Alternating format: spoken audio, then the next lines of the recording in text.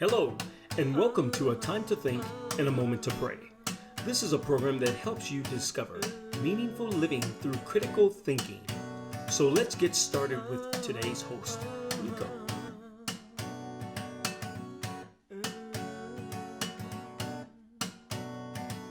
Hello, and welcome to A Time to Think and a Moment to Pray. I'm your host, Nico, and let's get started with today's program. Today, we will be discussing voting and Christian considerations when casting a vote. Question: what should a Christian consider before casting a vote for a particular candidate? First of all, I know that this topic is very sensitive as well as polarizing. Believe me, I know. And during this program, I just want everyone to know that at the onset, that I'll be discussing what a Christian should be considering before casting their vote and not try to tell you which political party or specific candidate that a Christian should vote for. Now, there will always be issues that we are passionate about and issues that we care very little about. There will also be major and minor issues which the different political parties will focus on and try to sway you one way or another. But as for the Christian, the follower of Jesus Christ, we should live our lives within the parameters that God has established through His Word.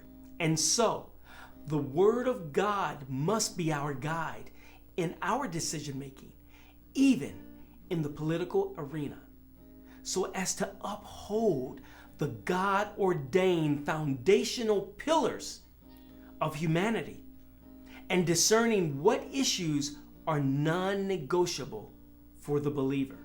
We must always remember that as Christians, we must maintain unity within the God-ordained foundational pillars for humanity.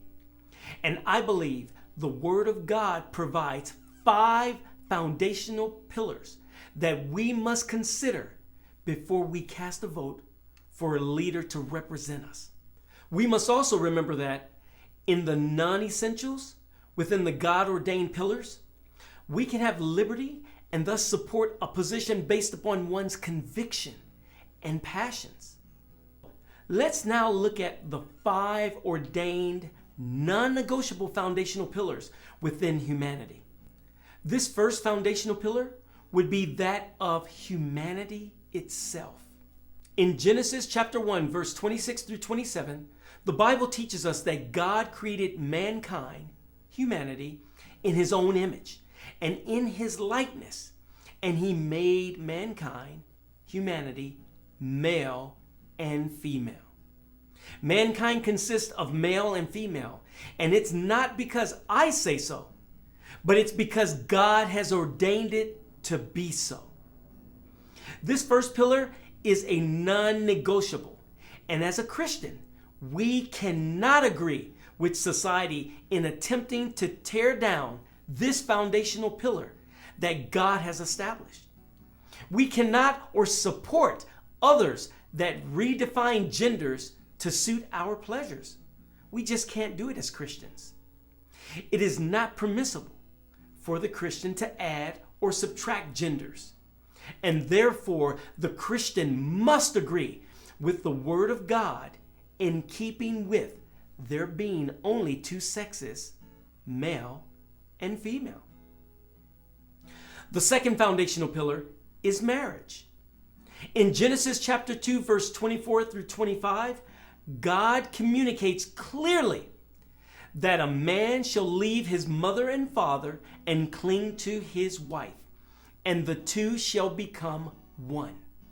Scripture affirms over and over again that God has ordained marriage and has identified marriage as being between one man and one woman.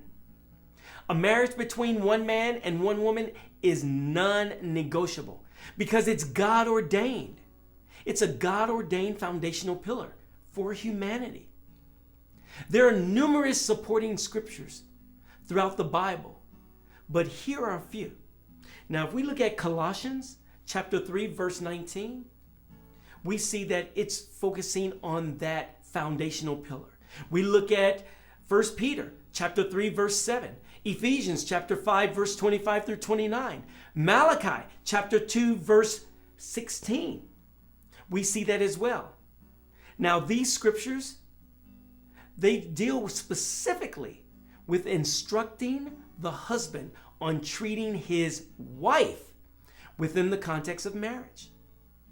This is a non-negotiable, and we as Christians must not support the redefining of marriage to be anything other than what God has ordained. It's not based off of my opinion, but it's based off the Word of God. Number 3, this is the family. In Genesis chapter 1, verse 28, the Bible gives the man and woman a clear mandate to be fruitful and multiply, which communicates the command of having children. And not just having them, but also taking care of them within the family structure. The Bible also communicates in Proverbs chapter 22, verse 6, to train up a child in the way he should go. The Bible reiterates over and over again in Scripture regarding the family structure, and also provides instructions to the husband, wives, and children for living within this God-ordained structure. We can see this in many scriptures, including Proverbs chapter 23, verse 22, Exodus chapter 20, verse 12, Ephesians chapter 6, verse 1 through 3, Proverbs chapter 13, verse 24, Colossians chapter 3, verse 19, 1 Timothy chapter 5, verse 8, and 1 Peter chapter 3, verse 7, and that's just to name a few. The foundational pillars of the family is a non-negotiable for the believer. And as Jesus followers, we must not support anyone that is willfully, wantonly attempting to undermine and destroy this God-ordained foundational pillar. We just can't do it as Christians, as believers in Jesus Christ. Now, number 4 is the ordained pillar of government. God established the pillar of government for the protection of the law-abiding and the helpless, and the consistent, appropriate punishment of the evildoer. In Romans chapter 13, it provides us a clear view of the role of established governments. We can also see this in action throughout the Old and New Testament of the Bible. The pillar of government is another non-negotiable for the Christian, and we cannot rid our communities of the legal system and law enforcement, and government must stay within its designated lanes that God has ordained.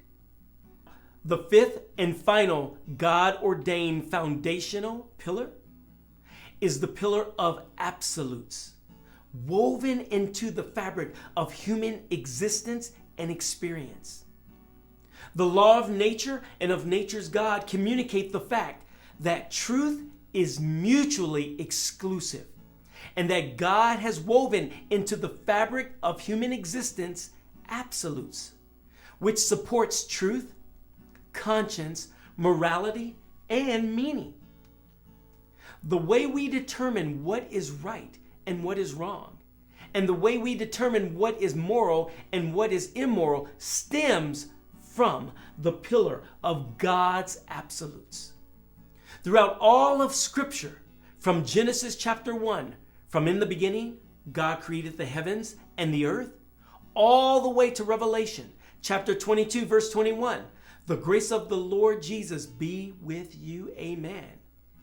This demonstrates God's absolutes that He has placed within His creation, as well as in His word and written upon the conscience of all humanity. These 5 pillars that we have briefly gone over are 5 God-ordained foundational beams that are non-negotiable for the follower of Jesus Christ.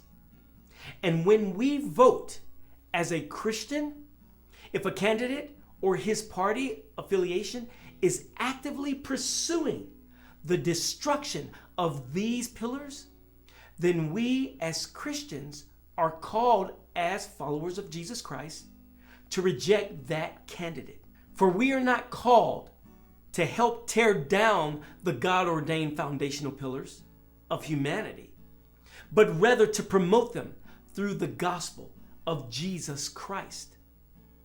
Now, if a candidate is not pursuing the dismantling of these God-ordained foundational pillars, then the Christian is free to cast a vote for their candidate of choice based upon their individual convictions and passions within the guidelines of Scripture. Proverbs chapter 2, verse 6 helps us to understand that as we look to cast our vote with wisdom, we must trust that God's word will give us wisdom and guidance.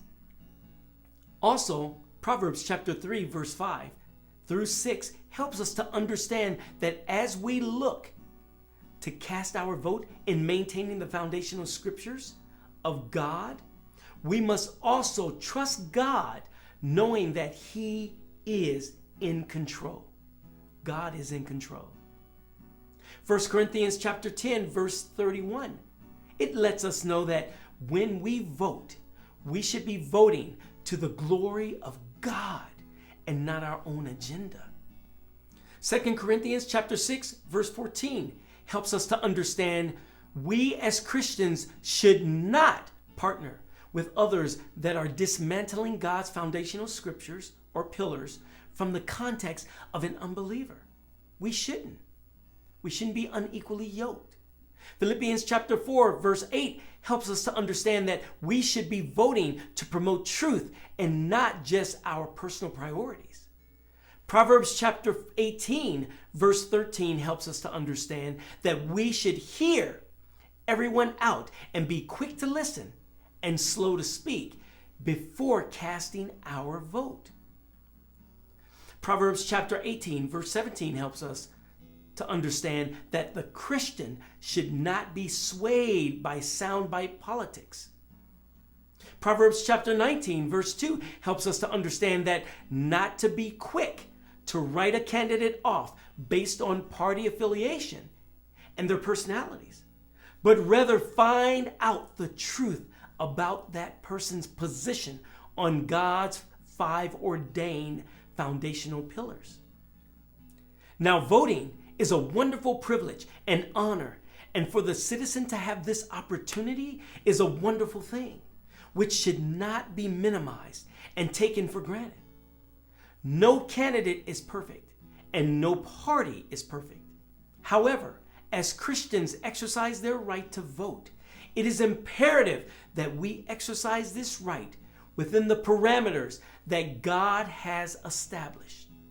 Remember, we have the ability to promote righteousness, or we have the ability to promote wickedness. Living within a democratic system provides us the opportunity to elect a leader such as King David, or elect a leader such as King Ahab. Neither of these kings were perfect, and both kings had major issues in their private lives. However, the difference between the two was that one of them, King David, promoted and maintained the God-ordained foundational pillars within the nation, while the other king, King Ahab, actively pursued dismantling of the God-ordained foundational scriptures within the nation. Christians, followers of Jesus Christ, are compelled to promote righteousness, not only within our personal and private lives, but also our public lives, which includes our vote. Christians cannot be for the kingdom of God while at the same time helping to dismantle the kingdom of God. Always remember, a divided house cannot stand. We can't do both. Now, as we end this program, I would like for you to critically think about what was discussed today. And if you have a compelling thought, or if you totally disagree with what I'm saying here, please feel free to send me a comment below, because I would love to hear your comments and your thoughts. I pray that the Lord will provide you with insight on this topic and lead you through this election season, as well as all other seasons. Friends, may you take time out today in meaningful moments of prayer, leading you into moments of praise while experiencing our Lord and Savior in moments of power and resting in Him in moments of peace. Till next time. Thank you for joining us for A Time to Think and a Moment to Pray. If you have been influenced by this message, please don't forget to like, subscribe, and share with those who need it. We thank you for watching. Take care, and may you rest upon the Lord's plan for your life while discovering meaningful living through critical thinking.